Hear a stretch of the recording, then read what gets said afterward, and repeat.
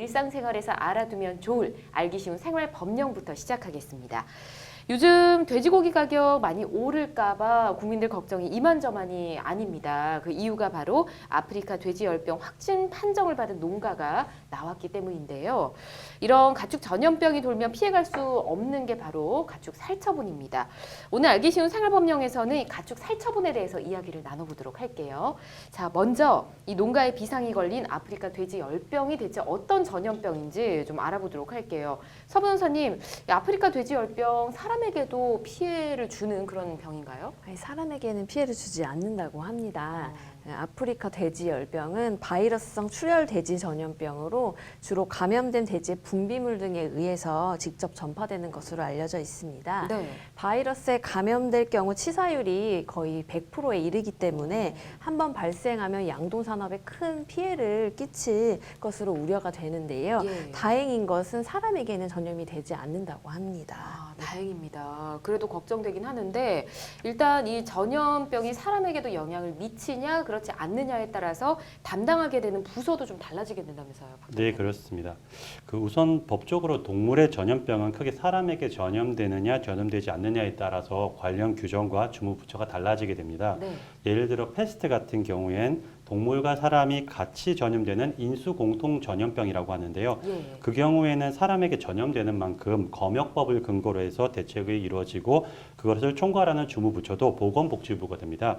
그런데 이제 반면에 동물에게만 전염되고 사람에게 전염되지 않는 아프리카 돼지열병 같은 경우에는 네. 검역법이 아니라 가축 전염병 예방법이라는 법에 근거해서 관련 대책이 수립되고요. 예. 주무부처는 농림축산식품부가 되겠습니다. 그렇군요. 이런 전염병이 확산되면 결국 살처분을 피해갈 수가 없습니다. 양돈 사업하는 사람들에게는 굉장히 큰 피해가 될 것 같은데 살처분이란 건 법적으로도 반드시 해야 되는 부분일까요? 네, 맞습니다. 가축 전염병 의심이거나 우려가 있는 지역에서는 역학조사가 우선 이루어지고 필요한 경우 지자체장의 권한으로 살처분이 가능합니다. 제1종 가축 전염병인 아프리카 돼지열병의 우려가 있는 농장에서는 네. 살처분을 명령할 수가 있는 것인데요. 아프리카 돼지열병은 아직 백신이 개발되지 않은 단계라서 사실상 살처분 외에는 달리 해결할 방법이 없다고 합니다. 그런데 농장주 입장에서는 또 예. 애지중지 키워온 가축을 살처분하는 명령을 좀 받아들이기 어려울 수가 그렇죠. 있는데요. 방법만 있다면 살처분을 이제 피할 수 있다면 피하겠지만 지금 이제 돼지열병 같은 경우에는 살처분밖에 방법이 없고 예. 그렇고 이제 살처분을 거부하는 경우에는 이제 불가능합니다. 법령상 이제 소유주가 살처분을 거부할 경우에도 가축 방역관이 지체 없이 살처분을 명령할 수 있도록 하고 있거든요. 그렇군요. 예. 무조건 해야 되는 병이 또 있기 때문에 그런 것 같습니다. 근데 지금 거부할 수 없다고 말씀해 주셨는데 만약에 이 농장주가 살처분을 거부할 수도 있지 않겠습니까? 그러면 어떻게 될까요?